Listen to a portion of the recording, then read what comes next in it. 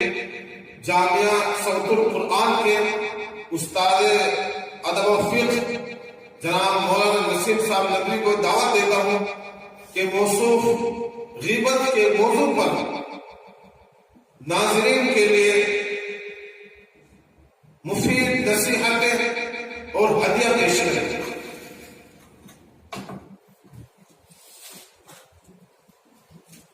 بسم اللہ الرحمن الرحیم، الحمد للہ رب العالمین، والصلاة والسلام علی سید الانبیاء والمرسلین وعلی آلہ وصحبہ اجمعین ومن تبعهم بإحسان إلى يوم الدين۔ فقد قال الله تبارك وتعالى في كلامه الكريم، فأعوذ بالله من الشيطان الرجيم، بسم الله الرحمن الرحيم، يا أيها الذين آمنوا اجتنبوا كثيرا من الظن إن بعض الظن إثم ولا تجسسوا ولا يغتب بعضكم بعضا أيحب أحدكم أن يأكل لحم أخيه ميتا فكرهتموه واتقوا الله إن الله تواب رحيم۔ وقال النبي صلى الله عليه وسلم إياكم والظن فإن الظن أكذب الحديث۔ وقال النبي صلى الله عليه وسلم إياكم والغيبة فإن الغيبة أشد من الزنا۔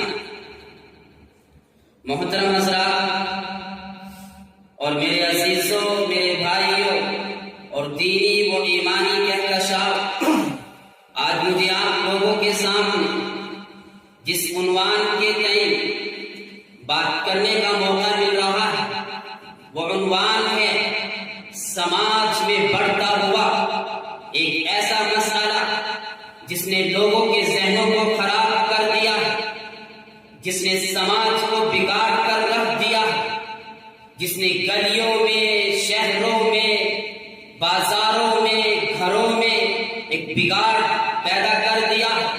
وہ بگاڑ ایک ایسی چیز ہے کہ جس کو انسان چھوٹی سی چیز سمجھتا ہے اور اس کے ذہن میں یہ بات نہیں آتی، یہ ایک ایسا زہر ہے، ایک ایسا زہر ہے جو انسان کو مرنے کے بعد بھی سکون کی نیند نہیں لینے دیتا۔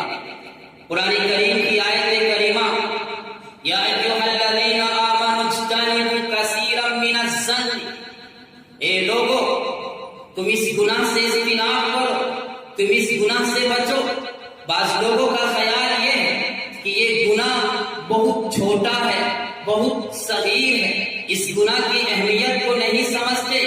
قرآن کریم نے کہا ہے کہ اگر کوئی شخص اپنے بھائی کی غیبت کرتا ہے تو اس کی مثال ایسی ہے، أَيُحِبُّ أَحَدُكُمْ أَن يَأْكُلَ لَحْمَ أَخِيهِ مَيْتًا فَكَرِهْتُمُوهُ، کہ وہ اپنے مردار بھائی کا گوشت کھا رہا ہے۔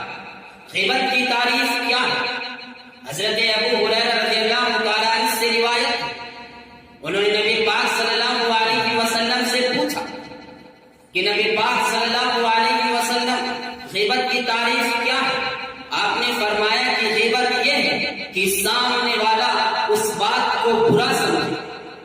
حضرت ابو ہریرہ نے فرمایا یا اللہ کے رسول، اگر وہ چیز اس کے اندر ہے تو نبی پاک صلی اللہ علیہ وسلم نے فرمایا اگر وہ چیز اس کے اندر موجود ہے اس وقت یہ غیبت ہے، اگر اس کے اندر یہ چیز موجود نہیں ہے تو پھر یہ بہتان ہے۔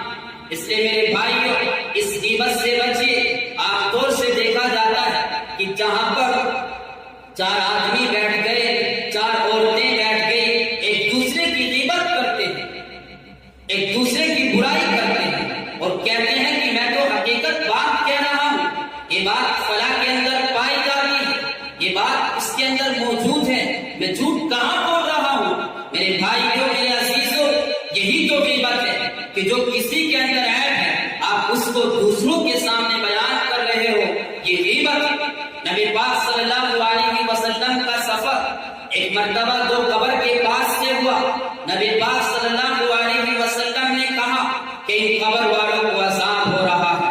صحابہ نے پوچھا یا رسول اللہ وہ کیسے عذاب ہو رہا ہے؟ فرمایا کہ ایک انسان تو غیبت کرتا تھا اور دوسرا انسان پیشاب کی چھینٹوں سے نہیں بچتا تھا. اس لیے میرے بھائیوں، میرے عزیزوں، آج ضرورت اس بات کی ہے کہ غیبت سے بچا جائے. اس لیے کہ غیبت کے بارے میں آیا ہے کہ ایاکم والغیبہ، کہ تم غیبت سے بچو. فإن الغیبۃ اشد من الزنا، کہ یقیناً غیبت زنا سے بھی سخت چیز ہے. قالوا یا رسول اللہ، صحابہ نے پوچھا وکیف الغیبۃ اشد من الزنا، کہ غیبت زنا سے کیسے بری چیز ہے؟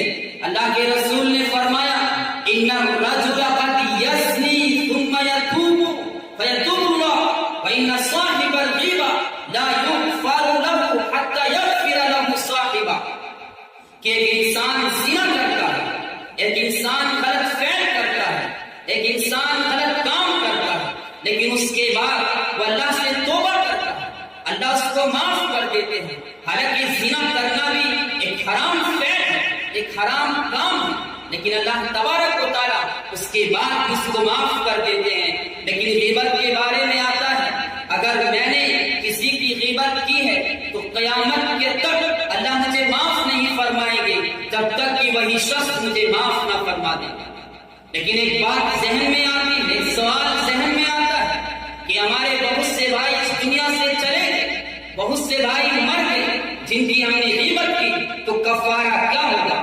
حضرت انس رضی اللہ تعالیٰ عنہ سے روایت، وہ فرماتے ہیں کہ اگر تم نے کسی کی غیبت کی اور وہ دنیا میں موجود نہیں ہے تو اس کا طریقہ یہ ہے آپ اپنے لیے بھی بخشش کی دعا کیجیے اور اس کے لیے بھی بخشش کی دعا کیجیے، تو اللہ تبارک و تعالیٰ اسی کو آپ کے لیے اجر کا باعث بنا دے گا.